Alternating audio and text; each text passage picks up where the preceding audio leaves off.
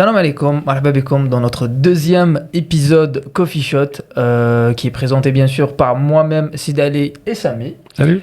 Donc aujourd'hui on reçoit Madame Zahera Benchabla qui va nous parler de son parcours professionnel, tout ça autour d'un petit café. Donc tout d'abord on vous remercie Madame d'avoir accepté notre invitation. C'est un plaisir. Et on vous laisse faire une petite présentation. Présenter, nous dire ce que vous faites dans la vie, etc. J'ai une modeste carrière. Je suis diplômée de l'École supérieure des beaux-arts d'Alger. J'ai fait un premier cycle en architecture d'intérieur. Après, j'ai entamé mon deuxième, c'était en design aménagement. Disons que j'étais beaucoup plus penchée sur la théorie. Puis la vie a fait que je rencontre ma prof, qui était vraiment une perle.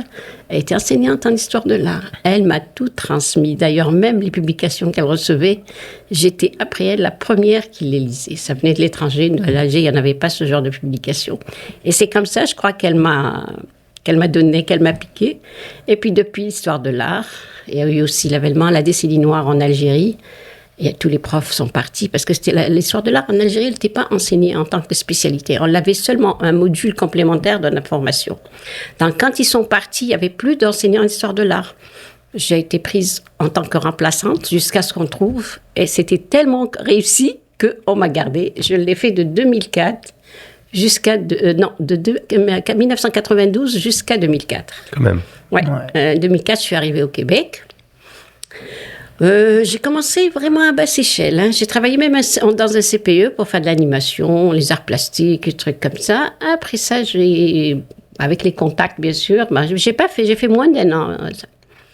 Après, j'ai eu aussi une annonce qui demandait un enseignant en histoire de l'art et arts plastiques à l'Académie Lavalloise. J'ai enseigné avec eux. Et puis, j'ai pas vraiment aimé le système ici. Et puis, dans une école, et puis il y a c'est très structuré. Hiérarchie. Et puis, moi, j'avais 2 heures. J'avais presque toute l'école. Et puis, il fallait passer par la responsable du groupe et tout ça. C'était, d'ailleurs, mon horaire, je devais finir à 3 heures. À 5 heures, j'étais encore là avec les parents, avec les trucs, puis l'intranet. J'ai dit non, c'est pas fait pour moi. Je pense que j'ai fait 1 année et demie, je pense. Après, j'ai vu le directeur, j'ai dit, vous aurez les notes en juin, et puis septembre, trouvez-vous quelqu'un d'autre.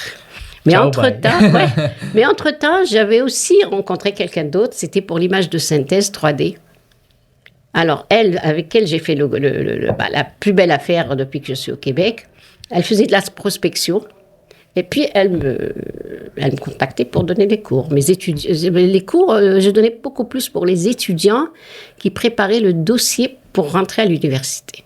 D'accord. Est-ce que c'était dans le domaine théâtre? De l'image de synthèse 3D. Mais j'ai trouvé que c'était le même problème qu'on avait en Algérie. On a un enseignement où il n'y a pas d'école d'art, où il n'y a pas d'études techniques artistiques, il n'y a pas d'études plastiques artistiques. Et puis, l'étudiant lui demande un dossier. Comment il fait ce dossier-là? Il ne fait pas avec la rédaction, il faut les médiums qu'il faut pour concevoir un projet qu'il peut présenter. Et puis, je travaillais avec cette catégorie, parce que ça, je l'avais déjà en Algérie. J'avais enseigné l'histoire de l'art et j'étais en même temps... j'ai fait de l'encadrement pour les projets de fin d'études. Donc, j'avais l'habitude d'encadrer des étudiants pour faire un projet d'études. Donc, je l'ai repris ici. Donc, rien ne vient pour rien. C'est comme ça. Ça veut dire que vous avez pris la pédagogie que vous aviez eue en Algérie. Oui, je l'ai importée ici. D'accord. Et puis, j'ai continué. Et j'ai fait ça jusqu'à maintenant. Je continue à le faire. Et je prends toujours un petit travail parallèle. J'ai travaillé dans les résidences de personnes âgées, dans l'animation, dans les trucs. Et là, j'ai vraiment beaucoup de partage parce que je suis tombée dans des résidences où des gens qui avaient déjà une carrière professionnelle, c'est des gens instruits. C'est juste parce qu'ils ne peuvent plus voyager, ils ne peuvent plus se déplacer. Je les faisais voyager avec des conférences, avec des activités, avec des trucs. Ça, je l'ai fait. Ça c'est mon travail régulier. D'accord. Et puis les cours, c'était des blocs que je prenais, 60 heures, 120 heures. Ça dépend de chaque étudiant, qu'est-ce qu'il a besoin. Et une petite question, Raquel, entre le fait d'amadéler des conférences et le fait d'enseigner, qu'est-ce qui vous plaît le plus dans les deux choses? L'autre, c'est plus technique. Il y a beaucoup de préparation avant de donner le cours. C'est pas rien parce que chacun, il y a le design industriel, il y a l'architecture, il y a la vidéo, il y a chaque étudiant a son truc. Il faut préparer tout ça à l'avance. Donc, ça me fait du travail avant le cours. Mais la conférence Histoire de l'art, non, c'est de la passion. Je m'amuse. Je vous ai dit, c'est du partage. Ouais. D'ailleurs, je donnais des conférences où les gens, vous l'avez vu la dernière fois dans le salon, les gens ne voulaient pas me lâcher. Hein. La conférence est finie, ils sont là en train de poser. Et j'aime ce moment-là. Ouais. Ce moment-là, je Donc, c'est l'aime quelque chose que beaucoup. vous Oui, aimez. c'est du partage. D'accord. C'est du partage. Et puis quand je vois les gens ramener, vous allez dans les résidences personnes âgées, ils ramènent leurs objets qu'ils ont ramenés de voyage. Non, ils étaient vraiment des passionnés. C'est des moments magiques avec eux. Et puis je le faisais comme ça. D'accord. Mm. D'accord. Donc, est-ce que تقدري تحكي لنا على ton expérience les beaux-arts parce que vous étiez étudiante Oui. et au moment où vous étiez étudiante, est-ce que vous voyez en train de donner des cours aux beaux-arts ou c'est Non, est-ce que vous avez eu cette vision ou pas? J'ai eu un cheminement normal. Quand j'ai fini, non, j'ai pas fini. J'étais déjà en deuxième cycle. D'accord. J'ai commencé l'enseignement, je donnais le cours de décoration d'intérieur, histoire de l'art, en étant étudiante dans mon deuxième cycle. Mais après, quand j'ai fini, j'ai ouvert un bureau d'études au niveau de Choumarade à Alger. J'ai commencé à apprendre. D'ailleurs, j'avais un très, très beau projet. C'était le CPA. C'était le réseau de 200 agences. Après ça, on est tombé dans le terrorisme, on a Ouais. arrêté tout ça. Et puis après, je suis venue ici. Mais sinon, j'avais un cheminement normal. Mais dans ma vie, j'ai toujours eu comme deux volets. Pendant que j'avais mon bureau, je prenais 12 heures par semaine pour l'enseignement. D'accord. Ouais. Et Et au c'est comme je fais ici, la même chose. D'accord. Et sinon, aux Beaux-Arts, vous préférez plus l'époque où vous étiez étudiante ou plus l'époque où vous étiez enseignante? Je sais que c'est peut-être pas comparable. Non, je préfère Mais on a quand des même préférences. même pas. Non, je préfère la période où j'ai commencé les vrais projets, l'architecture d'intérieur. Ok. Vous Et étiez plus dans le J'en terrain. ai fait celle d'Armero, j'en ai fait le Biel, j'en ai fait celle du Golfe. Non, j'en ai fait quand même quelques-unes. J'en ai fait. C'est juste les événements qui ont fait qu'on a arrêté. On construit aujourd'hui. Ça se démolit le lendemain, donc ils ont arrêté. C'est tombé Ouais. dans l'eau, le projet. Mais sinon... Mais j'ai fait aussi une autre expérience. C'était dans le domaine de l'architecture éphémère, événementielle, les stands. D'accord. Là, en étant étudiante, je faisais ça. Je travaillais beaucoup dans les stands. Et justement, par rapport à la partie de votre carrière, c'est quoi les défis, non seulement dans l'événementiel, et aussi mais dans ce que vous avez fait pour les projets pour la CPA, c'est quoi les défis que vous aviez au moment de votre vie? Ben, je pense que j'ai pas... Au contraire. Parce que je me rappelle, c'était un concours d'idées, un appel d'offres. J'ai participé, curieusement, comme ça, comme tout le monde. Et puis, ben, je me rappelle, j'avais du retard. J'ai pas remis mon dossier à temps parce que je voulais le faire en image de synthèse 3D. Parce que je me disais, c'est des administrateurs qui vont juger notre travail. Et plus que mon travail soit réel, plus il va être accepté. Et puis, je me rappelle, j'ai fini 2 jours après le dépôt des trucs. Puis, j'ai regardé mon dossier, il était beau. Puis, j'ai dit, qu'est-ce que je fais avec ça? Ben, je prends mon dossier, je m'en vais à la direction, c'était à Hydra. Je dépose mon dossier. J'ai dit, faites ce que vous voulez avec. Moi, je rentre chez moi. Je n'ai pas fini, tant pis, c'était une expérience. J'arrive au bureau et puis le responsable, il m'appelle. Il m'a dit, madame, vous êtes la seule qui a proposé ce qu'on attendait. Parce que les participants, c'était des bureaux d'architecture bâtiments, revêtements, éclairage. C'était technique. Il n'y avait pas de côté artistique, vous voulez dire? J'étais la seule qui a proposé la personnalisation de l'espace. Donc il a fallu, c'est comme ici, quand on voit des jardins partout, c'est la même chose, c'est la même image. Ouais. J'étais la seule. Après, ils m'ont désigné un maître d'œuvre délégué. Parce qu'ils ont retenu plusieurs, parce que c'est 200. Donc, ils ont retenu plusieurs bureaux d'études pour la réalisation. Mais moi, je devais les guider pour l'identité visuelle d'entreprise. D'accord. Donc, si j'ai bien compris, avant, il n'y avait personne qui a proposé le concept. Non, on n'avait pas ça en Algérie. Même ici, Nord- on n'avait pas. Ok. C'était quand même récent, l'identité visuelle. Elle a commencé début charte 80. graphique. Ouais. Ok, C'était ok. commencé, appliqué à l'espace, c'était le début. Ok. Ouais. Ça... Et c'est à cause de ça qu'ils m'ont rappelé, parce que j'étais la seule qui a proposé ça. Les autres, ils ont proposé un aménagement d'intérieur normal, Ouais. sans image. Voilà. Et puis, j'ai fait quelques-unes, et puis je me suis arrêtée là.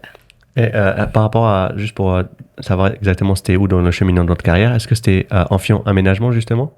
Oui, c'est Ok. Amphion Aménagement, D'accord. c'était le nom de la compagnie, de ma compagnie. Amphion, c'est un dieu grec. Ok. Un dieu grec avec une flûte. C'est 2 frères, un architecte et un musicien. Avec la flûte, à chaque note de musique, une pierre se posait. Miraculeusement, une ville s'est bâtie. Puis j'ai dit, bon, ça va être le nom de ma... Rêveuse, hein? Oui. Bah oui. Est-ce qu'ils ont gardé toujours le même design? C'est-à-dire, Lucaf Zéel, si on va à la CPA, est-ce que c'est vraiment ce que vous avez fait? Oui, je D'accord. les suis, oui. Il y avait aussi la BEA aussi. La La BEA. BEA, on a commencé par leur stand. D'accord. Oui, là maintenant, le bleu et le blanc, là, c'est nous. D'accord, donc si j'ai bien compris, aujourd'hui, on va dire la charte graphique de la CPA Ils avaient un et la logo. BEA. Ils avaient Ok. un logo jaune et bleu pour la CPA. Oui, Ok. mais moi, je l'ai appliqué à l'espace. Ok. Oui, c'était ça. À partir du logo qu'ils avaient. Le logo, quand même, ça a commencé bien avant. Je pense Ouais. les années 70, ils ont commencé Et les logos. pour une personne qui m'a on ne connaît pas le domaine, ça représente quoi concrètement en termes de difficulté faire ça? Non, il faut juste aimer. Il faut juste aimer. C'est une matière comme les autres. Il faut travailler, il faut l'aimer, il faut la comprendre, l'entourer, travailler beaucoup comme... le domaine de l'art, c'est toujours beaucoup de travail. Moi, je me rappelle, j'ai mes sœurs, elles étaient ingénieures, toutes les 3. Elles rentraient de Bebzoar, sous la couette, regardaient la télé. Moi, j'ai passé des nuits à faire des maquettes. Donc, Ouais. Mais j'ai une question par rapport à ça. Moi, j'ai fait une formation en art visuel. Et je sais que c'était difficile à l'époque par rapport à aujourd'hui. On a des logiciels, on a plus de support, on va dire, informatique. À l'époque, vous faisiez comment? Eh ben moi, j'ai fait mes études avec le rapido et le tracé, le Ah, T. d'accord. Oui, j'ai fait ça. C'est quand j'ai pris le projet, ma première 3D, c'est quand j'ai pris le projet de CPA. J'ai appelé un ami, j'ai dit voilà, mon projet est tout prêt, mais je t'ai vu le faire, on va le faire ensemble. Je prends tout mon dossier et je vais chez lui. Et puis qu'est-ce que j'ai fait? J'ai installé le logiciel dans mon ordinateur. À chaque fois que je perdais les trucs, je l'appelais. Comment tu as fait ça? Comment tu as fait ça? C'est comme ça que j'ai appris. J'ai pas fait de formation en 3D. En autodidacte. En autodidacte. Mais j'ai travaillé avec lui, mon premier dossier. Ouais. Et puis avec le temps. D'ailleurs, je suis arrivée dans 3D Studio Max. Quand je commence à travailler, je me dis pourquoi ils n'ont pas fait ça? Ça aurait été plus facile. La version qui arrive, ils font ce que je voulais, tellement que j'étais dedans, là. D'accord, donc on peut rien vous cacher par rapport à 3D Max. Non, quand même, ça fait des années, là. Je suis vraiment dedans. D'accord. J'ai commencé, je pense, AutoCAD, j'ai commencé en 1988. Ah ouais. Ouais. Au tout début. Et la 3D, en 92, déjà, j'ai commencé à travailler avec. Je savais même pas que ça existait à l'époque, les ordinateurs. C'était les premières Macintosh. versions. Ouais, on les achetait 120 dinars à Alger, des copies. Ah, vous étiez sur quel support? Macintosh ou- Non, moi, c'était carrément Windows. Ça Windows. venait de commencer, Ah, depuis le début. ouais, ça venait de commencer. D'accord. Parce qu'avant C'était les Windows, premières. il n'y avait que Macintosh dans les années Macintosh, c'était 80. beaucoup plus Illustrator, Corel. De la suite Adobe. Moi, j'ai commencé directement avec le Windows. Ouais. Mais Il y avait des jusqu'à versions. ce jour, je pense que 3D Max est plus adapté sur Windows que sur Mac. Moi, je Les n'ai gens qui jamais font- travaillé sur Mac. Je Ouais. l'ai jamais. J'ai tout mon premier logiciel, je l'ai installé dans le Windows. Ouais. Et sinon, sur tous les projets que vous avez faits durant votre carrière, quel est le projet qui vous a plus marqué? Habité de DRE ou Mais t'as vraiment, eu c'est plus de... le CPA. C'est le CPA. Vraiment, c'est D'accord. un beau projet parce que je me rappelle, Amiros, c'était 3 étages. Hein. 3 étages. Oui. CPA, t'as Améroche. Amiros, Ouais, je vois à juste peu à côté près. de la Grande Poste. C'est bon, je vois à peu près. Je me rappelle, c'était 3 Celle étages. qui prend l'angle, ouais. c'est ça. L'administration, les trucs, il fallait trouver un designer en mobilier, il fallait trouver, je me rappelle 3-4 entreprises, hein. La clim, l'électricité, la plomberie, gérer tout ça, c'est pas évident. Hein. Bah, on se rend pas forcément compte, ça la partie, c'est une grande partie de Et quand en on ouvre un plus, business, c'est sûr. et en plus, attendez, nous, on est sortis des Beaux-Arts, notre diplôme n'était pas reconnu. On était affiliés à l'enseignement supérieur, mais pour avoir mes déclarations d'impôts et tout ça, j'ai tapé dans les portes carrément. J'ai dit, s'il faut, je fais signer mes plans par les ingénieurs spécialisés. Moi, je fais la conception et c'est comme ça que j'ai commencé. Hein. D'accord. Par exemple, la climatisation, le truc électrique, et la plomberie, j'avais un ingénieur, c'est lui qui signait mes plans. D'accord. Ouais. Et après, parce qu'il faisait mon truc, j'ai engagé son entreprise. Tu vois, ça se faisait comme ça. Lui, il a du travail et il me signe des plans. Mais j'ai Bien une que c'est question- moi qui fais les plans. Hein. Mais j'ai une question par rapport à ça. Du coup, si j'ai bien compris, si t'as pas de diplôme, Hum. ils vont pas vous prendre au sérieux même si vous avez les capacités, c'est ça? Non, parce qu'avant, la Beaux-Arts, c'était un truc avec le ministère de la Culture en Algérie. Ok. C'était pas de l'enseignement supérieur. Quand on a fait le 2e cycle, on s'est affilié au ministère de l'enseignement supérieur. Mais quand on allait faire notre, comment on appelle ici, le registre de commerce, il faut donner comment on fait ça. Et c'était le problème de compétences. D'accord. C'est-à-dire les bâtiments, c'est des métiers réservés. Comme ici, on ne peut pas venir de trucs avec un diplôme algérien travailler au Québec. C'est pas possible. Ouais. Donc c'est ça. Donc il a fallu des professionnels dans le dur pour que je puisse faire mon aménagement. Je ne peux pas toucher un bâtiment comme ça si je n'ai pas des compétences techniques. Déjà, maintenant, le halawa, alors, on Ouais. s'imagine avant comment c'était. C'est sûr que c'était Ouais. encore plus Les difficile. bâtiments, c'est des métiers réservés, même ici. Ouais. Même ici. Donc, ils viennent des gens en médecine, je crois le transport, je crois il y a 5 ou 6 quand même, l'armée aussi. Tout ça, c'est des diplômes qui ne sont pas reconnus ici, il faut refaire. Hein. Ouais, faut tout refaire de zéro. Je suis arrivée ici, j'avais 45 ans, je me rappelle. C'est pas 45 ans, je vais refaire mes études. C'est combien qu'ils m'ont donné. C'est comme on dit chez nous, bac plus 3. 3e année d'université. Avec tout ce que vous avez eu. Oui, pour faire la balance, là, il me fallait 6 ans encore. Non. J'ai dit, ça Et c'est vaut pour pas ça la que vous peine. avez Ah, c'est que bifurqué j'ai- à la oui, chaque idée. oui. Et d'accord, bah, c'est très Ah, bon, intéressant. ouais. comme Après, rien parcours. n'arrive par hasard. Aujourd'hui, vous faites quelque chose que vous aimez. Oui. Et c'est Ouais. c'est le plus important. Et surtout au Québec, j'ai travaillé dans toutes les catégories sociales. J'ai commencé par le CPE, après l'école primaire, après les cégeps, après... J'ai touché un peu tout... Ouais. C'est un beau bagage. Ouais. J'ai Donc, même fait l'histoire du Québec avec les Algonquins. d'accord. Bon, pour entrer في le vif du sujet, أنا وياك تلاقينا في le salon des saveurs et parfums d'Algérie. Oh, oui. Et là-bas, vous avez fait une conférence justement à la tenue traditionnelle algérienne sur les 5 dernières décennies. C'est ça? Ou par rapport au parcours que Hakitena al-Hidoka et l'histoire du vêtement traditionnel algérien, c'est deux parcours c'est deux choses un peu différentes. Comment vous avez fait pour faire justement une conférence sur ce domaine? Et est-ce que vous pouvez nous parler un peu plus justement de la tenue traditionnelle algérienne? Mais c'est pas de parcours différents, parce que le costume, ça fait partie des arts mineurs, c'est vrai. C'est vrai. Mais c'est aussi le design vestimentaire, c'est de l'art aussi. D'accord. Et il a connu une évolution, il a connu comme les autres. Et puis moi, ce qui m'a poussée à aller m'intéresser dans ce domaine-là, c'était j'entendais chez nous le caftan algérien, l'autre elle dit marocain, C'est l'autre ça, elle j'allais dit poser ceci. cette question en mode, Et puis là, j'ai dit, je veux mais pas de problème. Qu'est-ce que ce monde-là raconte? Qu'est-ce que ce monde-là raconte? Et puis j'ai commencé à m'intéresser le balbutiement vraiment du caftan, du design vestimentaire en Algérie. Et j'ai vu que c'était une évolution de 5 siècles. Et en plus, non seulement c'est une évolution locale, mais il y avait des influences, il y avait une analogie avec ce qui se passait en Europe aussi.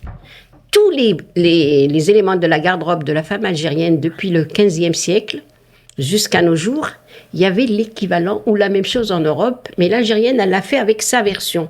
Sa version, c'est-à-dire le savoir-faire local, c'est El Medjoud, El Meslo, la broderie, les supports. Et en plus, il y avait aussi une culture locale.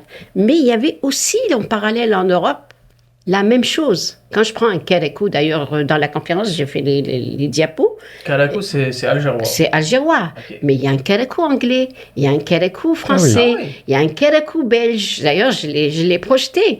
C'était une mode. C'était une mode dans le temps. Mais l'Algérienne, elle n'a pas fait le même que celui des Français ou que celui des Anglaises ou celui des Françaises. Elle l'a fait avec les connaissances locales. Parce qu'elle, elle a reçu le caftan.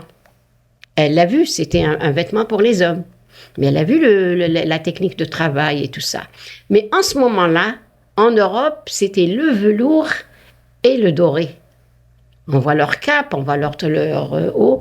Moi, j'ai une photo de Napoléon, le premier. Hein. Et là, le haut, exactement le même travail qu'un des notables algériens de début du XVIIe siècle, avec la veste très cintrée et avec la broderie en fil d'or. Alors que c'est un arabe, l'autre c'est un Oxada. Il portait des bottes en cuir. La même chose pour l'Algérien. il y a tellement d'éléments que j'ai retrouvés dans les deux. Donc l'Algérien, je me dis, ces gens-là, ils étaient branchés sur l'extérieur. Ils savaient ce qui se passait. C'est comme maintenant. Il y a une mode, elle arrive chez nous, puis on l'adopte et puis on travaille. Et puis j'ai commencé, à partir du technique, je me suis rendu compte que comment l'Algérienne, elle a fait. Elle a reçu seulement un travail fait. C'était les cadeaux de l'Empire ottoman. Mais elle a réfléchi, elle a appris.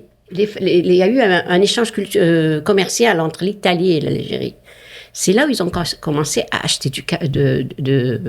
du velours. Le fil d'or aussi. Là, c'est les voyageurs algériens qui partaient. Et en même temps, il y avait des reliques qu'ils utilisaient dans leur église. Ils ramenaient comme des petites pièces comme ça. Là, il y avait du travail de broderie. Et c'est à partir de là que l'Algérienne a appris à faire ce brodé-là. Avant, il n'y en avait pas de caftan femme, il n'y en avait pas du tout. Ça veut dire que le kalakou, par exemple, il a eu une première évolution à partir du moment où il y a eu des échanges entre l'Algérie le kalakou, c'est venu plus tard. On a commencé un peu notre discussion à partir du kalakou. Mais la première robe, c'est celle de la robe constantinoise. La robe constantinoise, quand j'ai vu avec son évasé, c'est la même robe princesse qu'il y avait en Europe. C'est le velours, le travail. Du coup, ça a été importé d'Europe ou ça a été exporté vers l'Europe? Elle existait en Algérie. Ok. Parce qu'il y avait une robe qui est venue d'Andalousie. Elle s'appelait Ksouel Kbira. Elle est venue d'Andalousie. Mais elle n'était pas faite avec le fitla, avec le medjboud, avec... L'Algérienne, quand elle a fait ses techniques, son savoir-faire local, elle l'a adoptée à cette robe-là avec une petite modification. La modification, c'est une influence de la robe princesse européenne. Donc, elle était large, avec un travail ici. Mais j'ai projeté des photos, vraiment des similitudes incroyables entre les deux robes, une française et une algérienne. Après ça, il y a eu toute une évolution du costume algérien traditionnel. Et je retrouve le kalakou, il était chez eux, il est chez nous. Après, je vois autre chose. Je vois que la robe qui était ample, elle a commencé à rétrécir. Le pantalon, la jupe crayon, c'est Salwa Shqa droit. Le jumpsuit, combinaison, c'est devenu Badron chez nous. Mais l'Algérienne, elle a eu un génie toujours à faire la même chose en même temps, mais avec un truc local, toujours avec les traditions locales. Mais c'était exactement la même chose. L'évolution dans le temps, exactement. Quand je vois quand est-ce a commencé le jumpsuit, ça a commencé le Badron en Algérie. Le Badron, c'est une seule pièce, vous connaissez ce que c'est? C'est une seule pièce. Et puis j'ai dit, comment ça, les gens qui disent qu'on a ramené ça d'ici ou on a ramené ça, on a ramené de nulle part? Il y a une évolution. Il y a même pas de coupure. Ça a commencé par une pièce avec... ils ont vu qu'il y avait du velours en Europe, ils l'ont ramené. Ils ont vu qu'il y avait du fil d'or en Italie, ils ont commencé à faire leur travail. Ils avaient une robe qui était chez eux, elle était là. Ils l'ont fait travailler avec la technique de l'Europe. Après, ils ont vu qu'en Europe, on avait des trucs larges. Ils ont fait la robe large, c'est la robe de Constantine. Et puis, c'est comme ça, c'est étape par étape. C'est comme un enfant, il est bébé, il grandit jusqu'à ce qu'il devient... oui. Mais sinon, par rapport au kaftan, est-ce que c'est algérien ou marocain? Parce que ça fait débat. C'est la guéguerre. C'est la guéguerre depuis des années. Mais celui... Qu'on dit kaftan marocain, ce n'est pas un kaftan. C'est un dérivé du djellaba qui est la tenue du Maghreb. D'ailleurs, au début, il y avait la capuche. D'accord. Le djellaba, il est fait à la capuche. En bed, ils ont commencé à travailler le truc, l'Algérie. احنا ما كناش احنا كان عندنا الكركاركو كان عندنا البقسنطينه كان عندنا القفطان celui de Tlemcen et des عنبه.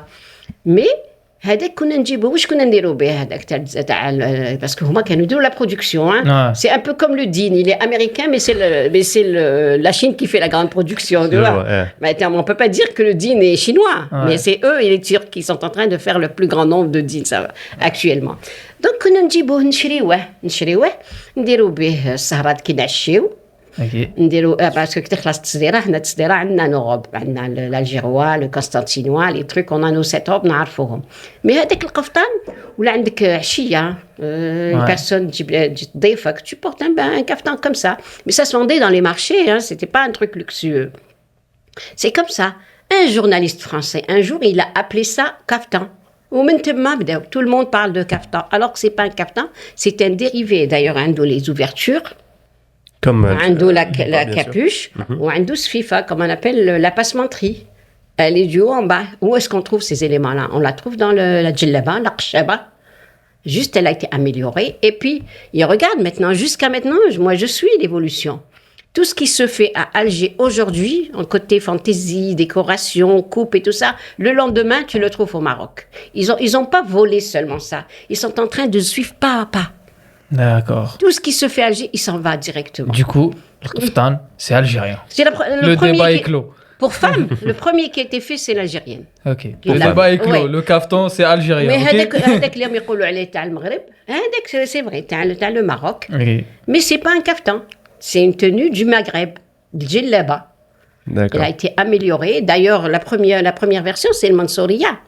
Le Mansouriya, c'est quoi? C'est le Mansouriya, c'est entre Tlemcen et Oran. Il y a une Ouais. région qui s'appelle Mansoura. Ces gens-là, ils ont pris le tissu de la blousa de Oran et le truc, le travail du kaftan tlemcenien. Ils ont fusionné, ils ont donné cet élément léger, plus pratique, tu peux t'asseoir avec, tu peux faire tout ce que tu veux. Ça coûtait pas cher par rapport au kaftan qu'il fallait... et il fallait dépenser pour l'avoir, hein. C'est Ouais. pas cadeau là, c'est vraiment du travail. Moi je me rappelle quand j'achetais le fil là, le fil de la bobine, j'ai acheté une. Parce que je la mettais dans une serviette humide. J'attendais 3-4 jours.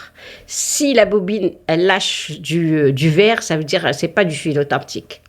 Si je trouve que dans ma serviette humide, le fil est resté intact, ça veut dire que c'est de l'or, c'est vrai. C'est pour ça que c'était trop cher. Ça, c'était un vêtement, ce qu'il a ramené du Maroc. D'ailleurs, on ne les achetait pas dans les grands magasins, on les achetait au marché. On les Et achetait aujourd'hui, au ça se marché. fait toujours avec du fil d'or. Oui, la cantandinoise, c'est que là, le truc de Tlemcen, là aussi avec du fil d'or. C'est pour oui. ça c'est cher. C'est cher. Moi aussi, Oui, moi, c'est depuis, trop cher. Depuis tout petit, je me demande pourquoi les vêtements Ouais, traditionnels, maintenant, ils sont chers. Mais... C'est 10 briques maintenant. Ouais. Hein, 10 Ça, millions, là. justement, en premier, on disait qu'on c'était pas cher, c'était un vêtement justement les paysans de base. Comment c'est devenu aussi cher? Est-ce que c'est avec l'intégration de la culture européenne? Mais non, attends, on peut parler d'Alger dans le temps. C'était pas un pays pauvre, Alger. Ouais. Alger, c'était un pays très riche. D'accord. D'ailleurs, moi, j'ai lu il n'y a pas longtemps, la femme algérienne à Alger, elle avait 5-6 personnes qui travaillaient pour elle. Hein. Ah ouais. Ça, c'est durant quelle époque? Durant l'époque ottomane? Oui, durant l'ottomane. D'ailleurs, Ok. quand les Français sont rentrés, ils étaient ébahis par les vergers, les trucs, la verdure, les fruits, les trucs. Ils disent qu'ils veulent nous civiliser. Ils nous ont jamais civilisés, les Français, d'ailleurs. Hein. D'ailleurs, si on peut prendre un exemple, la toile des femmes d'Alger de la Croix. Elle a fait un scandale à Paris. Elle a été faite en 1934, c'est-à-dire 4 années après l'arrivée des Français. 1834. Elle a été exposée à Paris. Les gens disaient, c'est quoi ça? C'est ça le monde que vous allez civiliser? Ils sont mieux que nous. Parce que les femmes d'Alger, des intérieurs très luxueux, les femmes habillées avec des bijoux, avec des trucs. C'est vraiment le raffinement. Ils leur disaient, c'est quoi ça? C'est ce monde-là que vous allez civiliser? Ils sont mieux que nous. Non, Alger, dans le temps, c'était des gens... D'ailleurs, dans la cuisine, hein, le garde-manger de l'Algérienne, il y avait des amandes, il y avait des trucs, il y a plein de choses. Moi, je lis des livres. J'ai que du respect. Ils avaient même de la confiture de rose, imagine. Ah, je suis choquée quand je cherche dans les livres 16e, 17e. Non, c'est pas Alger, là, qu'on est devenu un peu populaire. J'espère qu'on va retrouver notre noblesse un jour. J'espère. Ouais, On mais, espère, on ouais, espère. mais avant, c'était la femme, elle s'habillait. Mais c'est pas des mots. Allez voir la peinture des orientalistes, les premières. Là, c'est des intérieurs incroyables. Incroyables. C'est tellement raffiné. Quand tu vois les quelques palais qui restent sur Alger, C'est Alger. t'as oui. une idée de comment ils vivaient à l'époque? Les femmes d'Alger, dans leurs appartements à Alger, c'est un espace extraordinaire. Ouais. Je ne pense pas qu'ailleurs, au Maghreb, il y avait des femmes avec cette qualité. Et ça jouait de la musique, ça faisait de la broderie. Ça, il faut être bien pour arriver. C'est pas que tu as faim et tu fais pas ça. C'est non, ça. C'est Surtout à pas l'époque. comme ça. Oui, c'est pas comme ça. Non, il faut qu'il y ait quand même une base qui fait que ces gens-là cherchent à s'améliorer, cherchent à vouloir un savoir-vivre. C'est comme ça. C'est parce que c'était un pays riche. Eh ben, Mais c'est pour ça qu'ils voulaient... la France n'est pas rentrée comme ça. Hein. Presque 3 siècles d'essais de la part de tous les Européens. Hein. Des attaques, c'était périodique. Ouais, c'était au moment où il y avait une petite faiblesse durant la non, guerre mais quand tu tapes un coup, tu le reçois, 2 coups, tu le reçois, 3, et puis au bout du compte, à un certain tu moment, ils finis vont par arriver. faiblir, c'est normal, ouais. C'est moi donc, لو كان نهضروا على l'histoire justement du vêtement algérien, avant la France, c'était justement très raffiné. Oui. Ensuite, à l'arrivée de la France, il y a eu un déclin, j'imagine. Pas du tout, Non, pas du tout. même pas. Ça, c'est le génie des Algériens. L'Algérien, la France était là, fais ce que tu veux. Fais ce que tu veux, mais l'intérieur, la femme à l'intérieur, tous nos gâteaux qu'il y avait, toutes nos tenues, le badroun, il a été fait pendant la colonisation française, la musique classique andalouse, pendant D'ailleurs, dans ma recherche, j'ai aussi le volet musique, le volet cuisine. Le volet musique, c'est le seul pays du Maghreb, il a fait ce qu'on a fait de la musique andalouse. Elle a eu les mêmes déclinaisons que la musique universelle. La musique nationale, l'opéra, les petits groupes, les trucs, nous aussi. Au début, ça a commencé le truc en Europe aussi. Hein. C'était une musique liturgique au début. Et puis, elle a commencé jusqu'à ce qu'elle a fait l'opéra, elle a fait le truc. Nous, à Alger aussi. Hein. Peut-être Mouloudiette, comme on dit, après le Chabi, après le Haouzé, après l'Aroubi, après toutes ces variantes. C'était par rapport à un besoin. Parce que quand on fait une fête, on aime danser, quelque chose de léger. Quand on fait Qada, Chabi, d'ailleurs au début c'est léger, après le matin on commence à faire des longues qsidettes. D'ailleurs il y a beaucoup de chanteurs qui s'énervaient quand les gens ne voulaient pas écouter. D'ailleurs même le social algérien, quand tu entends parler un Algérois dans son langage, il y a plein de trucs du melhoun. Ouais. Ouais. Plein de trucs du melhoun. Dans le truc, ils ont tout pris. Tellement que c'est en nous. Il y a aussi la musique. Ici, pour prendre un cours de piano, il te faut $30. Et puis, avec le prof seul, il faut payer un deuxième $30. Il faut payer un troisième. Alors, en Algérie, il y a 5 ans, 6 ans, un enfant rentre dans une association pour 20 ans de temps. Ouais. C'est gratuit en plus, hein, il ne paye rien. Ouais. Donc, comment vous expliquez le changement, justement, la période Hadik? Le changement, c'est que On parle du grande période, hein. Donc, ouais. Une période de 100 ans, j'imagine, à peu près, ou de 50 ans. Je ne pense pas que ça a changé, parce que l'Algérie, à chaque fois qu'on a une période calme, on renaît. On renaît. Et puis dans les maisons, les gens n'ont pas faim. Les gens, ils aiment le beau, ils aiment le truc, ils écoutent la musique tout le temps. Alors que beaucoup de pays, ils courent après la nourriture et encore, ils ne l'ont pas. En Algérie, il n'y a pas ça. Il n'y a pas ça. Tout le monde. Moi, je me rappelle, mon père, c'est quelqu'un de modeste. On était une famille nombreuse. Je pouvais aller dans les expos, je pouvais aller dans les premières même des pièces théâtrales. Il y avait une salle des actes du côté Odin. Il y avait des conférences. Il venait des docteurs de différents pays. Il y avait la salle des actes. Ah, oui. Il y avait Riyad el-Feth. Mais c'est public. Tu peux rentrer, il n'y a pas de souci. Il n'y a pas de... Tout est ouvert. C'était accessible à tout le monde. Pas oui, sauf celui qui ne s'intéresse pas ou qui ne veut pas. Mais sinon, c'est pas pour une catégorie, c'est pas un truc. Moi, je ratais jamais les premières d'exposition, je ratais jamais les premières de théâtre aussi. Je ratais jamais, j'étais invitée. Et pourtant, j'étais pas de la crème de la société. Non, mais c'était accessible. C'est pour ça que c'est dans notre quotidien. Une Algérienne, quand elle fait une fête, par exemple, depuis toujours, hein, maintenant on a les salles des fêtes, on a les trucs. Moi, je me rappelle quand j'étais jeune, il n'y avait pas de salle des fêtes.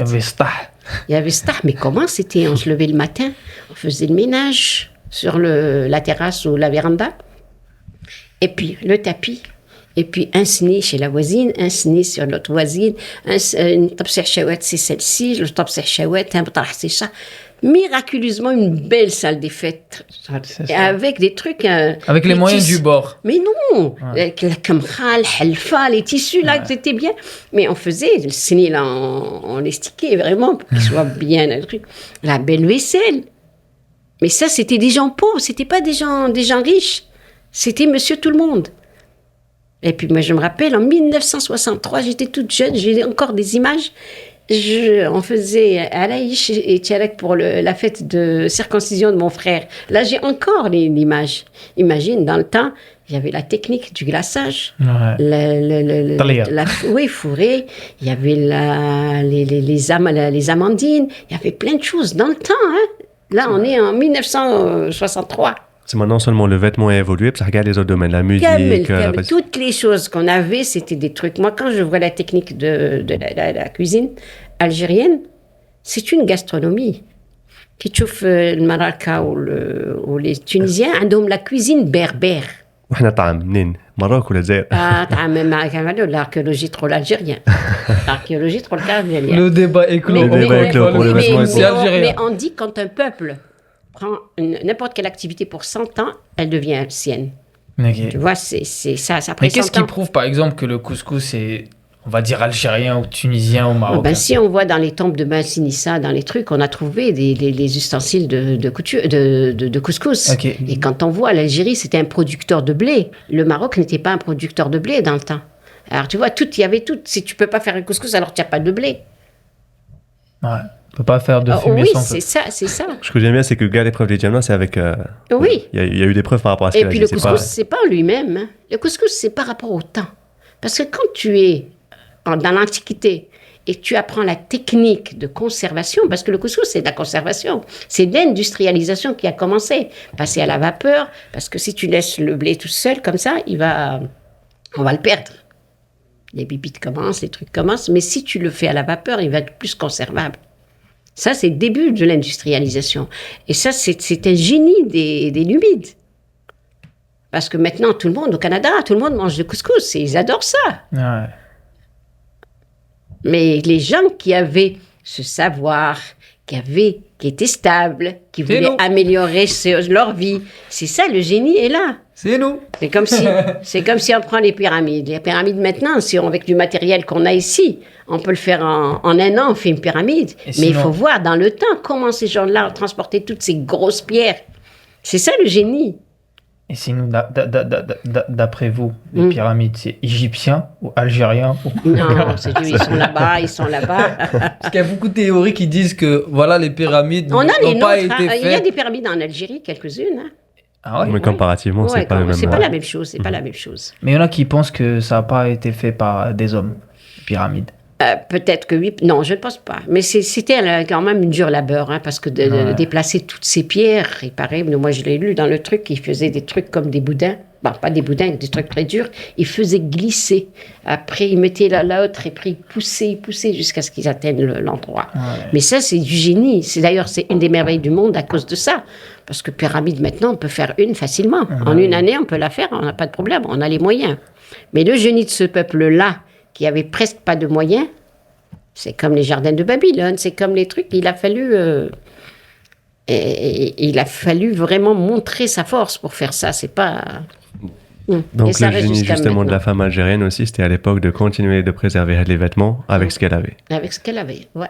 Avec ce qu'elle avait, elle a reçu quelque chose, c'est comme si on achetait quelque chose, je sais pas, au supermarché, puis on la regarde, et comment elle est faite, c'était beau que c'est fait comme ça. Ici, je refaisais la même, et puis voilà.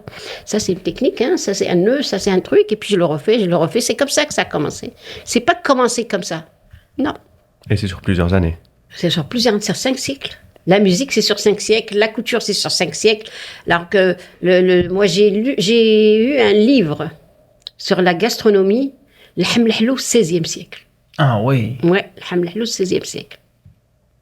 Non, c'est 17e, 1600 quelque chose. 17e siècle, il y a un livre qui est une sphéria. Sphéria, c'est quoi? C'est la croquette. Ouais, c'est du pain qu'on récupère. Mais c'est de la croquette. Elle était frite, après réutilisée. C'est pour ça que je dis que la cuisine algérienne, il y a toutes les techniques de ce qu'on fait maintenant à l'échelle internationale. On veut du farci, on l'avait. On veut du glaçage, on le fait. On veut de la friture, on le fait. On veut des croquettes, on l'a. Dans toutes les choses qui existent, dans les gratins. La djinjibine, c'est du gratin. Ouais. C'est du gratin. Ouais. Sféri, vous m'avez fait remonter des... Oui, c'est des croquettes. Moi, ma grand-mère, elle nous faisait tout le temps Sféri. Ouais. C'était de la récupération. Ouais, récupération. Maintenant, quand on fait de la récupération, on est content. Eux, ils avaient du pain rassis, il fallait trouver quelque chose. Ils font une sauce, ils font. Mais Sféria, c'est algérois, on est bien d'accord. C'est algérois, oui, c'est algérois. On va donner que des choses algéroises. D'ailleurs, c'est pour ça, parce que moi, je suis algérienne, donc... Non, mais ça ne veut rien dire. Il y a aussi de bonnes choses. Constantine, elle a un grand patrimoine. Constantine, c'est moi, personnellement, je suis d'origine oranaise. Est-ce qu'il y aurait quelque chose pour les Oranais ou la même chose. Chaque région en Algérie, elle a son savoir-faire local. Mais je maîtrise plus l'algérois. Parce que je vous ai dit, il y a une cuisine berbère. Le couscous, l'emsemen, le brer, on les trouve partout. Au Maroc, en Algérie, ça a fait le truc. Mais les villes anciennes, comme Constantine, 3000 ans, c'est pas rien. Elle a toujours été ville. Ouais. C'est la ville, je pense, la plus ancienne en Afrique. Oui, la plus ancienne en Afrique. Et elle a toujours eu un savoir-faire local à elle et qu'elle a développé. Et les citadins, c'est pas comme les paysans. Les paysans, leur temps est pris. Les citadins, ils ont du temps. Parce qu'ils sortent pas, un petit café, un petit entretien, un petit dîner, un petit truc. Et puis c'est fini, il faut remplir son temps. Il faut avoir des loisirs, il faut avoir des activités parallèles. Il faut essayer d'améliorer ses conditions. C'est ça les villes, ce qu'ils font. Chose qui ne peut pas... C'est un luxe dans disons la campagne. Ils sont gérés par la nature elle-même. Il faut planter, il faut... Ouais. Mais elle reçoit toutes ces choses. La Géroise, ou peu importe la ville où elle est... Donc, c'est ça. C'est quand même un sujet très intéressant. Surtout d'avoir on va dormir moins bête. Non, mais l'Algérie, c'est quand même un grand patrimoine. On ne lui a pas encore donné vraiment sa valeur. Moi, j'entends les gens parler des choses comme ça, des détails. Zlij. Alors, Zlij, là, j'en reviens pas. Des docteurs d'État syriens, je ne sais pas quoi, je les entends sur Facebook. Iran, je ne sais pas quoi. Moi, j'ai fait les sites archéologiques à Alger. La mosaïque, elle existe à Tipaza, en temps des Romains et en temps des Byzantins. Elle existe. Ça a démarré en Algérie, l'Algérien, les Érides, quand ils l'ont fait, ils n'ont été ni en Iran, ni en truc. Ils ont été en Algérie. C'était un savoir-faire local. Les mosaïques qui en Algérie, plein, sur Babla. C'était juste qu'est-ce qu'ils ont fait les Érides, parce que dans la période romaine, il y avait la figuration. Et l'islam interdisait, on ne représentait pas l'humain, on ne représentait pas l'animal.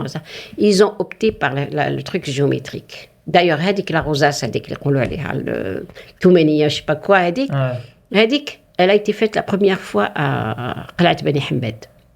Moi, j'ai toujours pensé que Zlij est venu avec l'Empire ottoman. Non. C'était un truc turc. L'émail, il a été fait la première fois dans l'Extrême-Orient. C'est vrai, on le sait, c'est en Iran, oui, on sait. Mais les Romains, les Djabouhou, Nahna Dzaïr, parce que c'est une profession qui existait. Comment ils ont fait tous les trucs? Parce qu'on a Djemila, on a le Tipaza, on a Chechel, on a Timgad. Dans tous ces sites-là, il y a de la mosaïque. Qui ne savait pas qu'il y avait de la mosaïque? Si tu voyais Tipaza, c'est riche. Mais même de nos musées, il y a certaines qu'on les a ramenées dans nos musées. Donc ce savoir-faire, il existait. Et au début, c'était la pierre taillée, émaillée. Après, on a commencé à partir de la poterie, faire des caissons, des tesselles. On appelle ça des tesselles. Et puis, on les émaillait. C'est des pièces qu'on composait. Après, on fait un dessin. Mais les Érides, c'est les premiers qui ont fait la forme géométrique parce qu'avant, on ne pouvait pas. Avant, on pouvait faire la figuration. D'ailleurs, c'est des portraits d'empereurs, c'est des portraits de trucs. On les a toujours à Tipaza. On a beaucoup au musée des Beaux-Arts. On a beaucoup au musée du Bardo. Ces fresques-là. Mais on l'a ramené de nulle part. C'était chez nous, on le faisait. Et on a fait évoluer. Et puis on l'a utilisé autrement parce que l'islam l'interdisait. Après de Qalat Beni Hammed, les Érides l'ont ramené en Andalousie, puis il est revenu à Tlemcen et les Marocains, c'est récent chez eux. C'est pas. D'ailleurs, eux, moi, quand je les entends, ils n'ont pas encore compris qu'il y a un héritage culturel d'un pays et l'artisanat d'un pays. Eux, ils font l'artisanat. Ils le font très bien, d'ailleurs. Quand on a besoin, on va chez eux pour le faire. Mais vous êtes en train de faire l'artisanat. L'artisanat, c'est taqlidiya. Ça veut dire tu répètes, taqlid. Taqlid, tu répètes. Ils le font. C'est Walech, parce qu'ils ont décidé de rester dans l'authentique. Comme des bêtes curieuses, les Européens, le Moyen-Âge. C'est un choix qu'ils ont fait. C'est pour ça qu'ils ont gardé. Il n'y a qu'à voir la mosquée d'Alger. C'est une œuvre moderne, avec une inspiration du style maghrébin. Machi marocain, maghrébin. Parce que dans l'histoire de l'art, tout est classifié. Il y a l'école de l'Occident, il y a l'école de l'Orient. Dans l'Occident, ça veut dire ce qu'il y a dans l'Andalousie. Et l'Andalousie, le style, les Érides algériens. D'accord. C'est deux écoles différentes. une écriture de quelqu'un, un historien, je ne sais pas, qui avait peut-être dans son livre d'histoire une raison autre que ce détail de mots kaftan ou de mots zellij. Il a fait pour juste agrémenter son texte. Et pour eux, c'est des preuves. Non, c'est pas ça l'épreuve. L'épreuve, c'est dans le dur, c'est dans le réel, c'est là la preuve. Et puis là, regardez, dans cette phrase-là, on parle de kaftan. Dans cette phrase-là, on parle de zellij. Mais non, c'est pas comme ça. Pas comme ça. Je veux que les gens aillent vraiment dans la réalité. C'est pas qu'on lit un livre, on devient historien. C'est pas qu'on assiste à une conférence, on devient savant. Non, c'est pas comme ça. C'est pas comme ça. Tout est classifié. Il y a des écoles, il y a des mouvements, il y a des périodes, il y a des trucs. Tout est inscrit. Scientifiquement, c'est pas des mots comme ça. Allez dans les vraies sources. Et les vraies sources, il n'y en a pas mieux que les sites. Ce qui est bien, c'est que les personnes qui réchauffent la vidéo, ils pourront directement aller vérifier tout ce que vous avez cité maintenant. Comme ça, on est sûr que... Oui. Allez voir dans le réel. Bien il sûr. existe, oui. Bien sûr. Parce qu'en général, les gens, ils se basent sur ce que les parce gens que les disent livres, que la des fois, l'idéalisation, elle existe depuis l'Antiquité. D'ailleurs, un truc que j'ai lu il n'y a pas longtemps, c'est sur les pharaons. Il paraît qu'ils étaient laids, noirs et pas beaux du tout. Mais la personne qui faisait leur portrait, leur statue, elle était obligée de l'embellir parce que sinon le roi va être pas content. Donc c'est pas la réalité, c'est par rapport à un contexte. Cette œuvre-là, elle a été par rapport à un contexte. Donc tout ce qu'il y a dans les trucs, faut pas les prendre comme de l'argent comptant. Il faut aller chercher l'information réelle, scientifiquement, pas comme ça là. Donc si on doit si on doit conclure par rapport à ce que vous dites, juste aller chercher l'information, faut pas entendre un tel et un tel. Ou un mot dans un livre, c'est ridicule. Si vous avez un doute, vous voulez avoir vraiment l'information directe. Ouais. On a Internet aujourd'hui. Ouais. Faut aller chercher. Et, puis, Et aussi contextualiser les choses. Oui. Il y a des raisons pour lesquelles les choses, il y a des influences, il y a des passages, il y a des trucs, il y a des contacts. C'est tout ça qui fait que la chose, elle change, elle s'améliore, elle s'enrichit. Mais c'est pas un mot dans un livre qui va me donner une preuve, non. C'est ça, faut bien J'en suis sûre que un Européen dans le temps, pour lui, kaftan et djellaba, c'est la même chose. Il a donné un mot parce qu'il l'a entendu. C'est comme le français là qui a appelé la première fois comment on appelle ça, le Mansouria, il l'a appelé kaftan. C'est la même chose. Parce qu'il connaissait pas le kaftan, il a lancé ce mot et puis c'est devenu kaftan. Alors qu'il n'a rien à voir avec kaftan. Parce que quand on regarde les Mansouria des années 80, c'est vraiment une djellaba améliorée. Et puis maintenant, là, ça commence à s'enrichir, à s'adapter un peu plus. Mais on est en train de partir. On n'est plus au kaftan. On n'est plus au kaftan. On a créé une nouvelle tenue, celle-là qu'on appelle le kaftan. On l'a créée, c'est une tenue moderne. Comme vous avez dit tout à l'heure, ça évolue à chaque fois. Oui, c'est une tenue moderne. On lui a donné Mais quand l'Algérien parle de l'héritage culturel algérien, il parle du kaftan. C'est-à-dire le design avec le fil d'or, avec le velours, avec de la soie. Et ça, je suis désolée de leur dire, il n'y a que l'Algérie qui a ces preuves et ces trucs. On les a dans les musées du monde entier. C'était des cadeaux qui datent de 5-6 siècles. C'est fait à Alger, daté. Et pourquoi il n'y en a pas les trucs des autres ?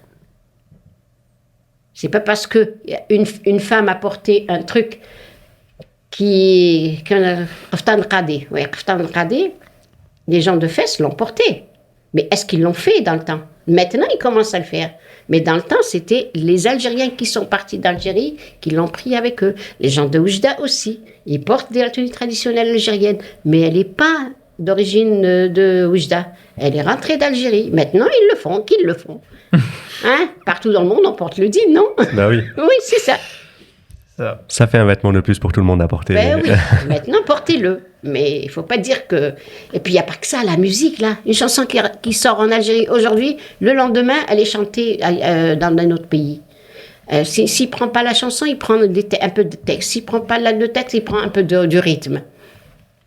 C'est aussi, je pense, parce qu'on est dans un monde, donc c'est la mondialisation, et donc tout s'en va ailleurs. Mais quand quelqu'un qui fait la première fois une création, d'ailleurs la preuve, regardez la musique algérienne, elle s'en va un peu partout dans le monde. Hein. Et tant mieux. Oui, mais pourquoi ? Parce qu'un qui fait l'université de Montréal en musique, et qui écoute la musique algérienne, il n'arrive pas à comprendre les roulures, les trucs, la richesse, les trucs courbures qu'il y a dans la musique algérienne, parce qu'il ne l'a pas étudiée. C'est pour ça qu'elle l'attire.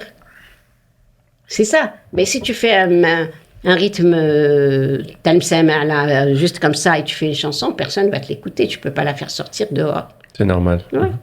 Mais c'est ça, je reviens à dire que quand même, quand tu rentres dans une association et que tu passes 20 ans, tu apprends des choses. D'où le savoir Oui. qu'on peut écouter grâce à vous Il y aujourd'hui. a des gens qui sont restés plus de 20 ans dans une seule association. En contact avec les maîtres, en contact avec leurs collègues. Et on perd pas... Même si on apprend une chose par jour, en 20 ans, c'est des choses. Ouais. Et puis gratuit. C'est le plus important, ça. Ouais. Que demande le peuple? Donc, je vais conclure l'épisode Aliouma. Merci encore, madame. Donc, aujourd'hui, on est avec madame Zahera Benchebla. Je répète encore une fois. Merci beaucoup pour d'avoir accepté cette invitation aujourd'hui. C'est un plaisir. Et merci pour le savoir que nous avez apporté aujourd'hui. En espérant vous revoir bientôt, peut-être dans un autre épisode. Une fois que le... Bon, ce serait notre format, autre chose. Bah oui. Non, déjà, il y a beaucoup de choses à parler sur ce domaine. Ouais. Donc, peut-être autre chose. Merci à vous et on se voit très bientôt pour un prochain épisode, Inch'Allah. À très Slama. bientôt.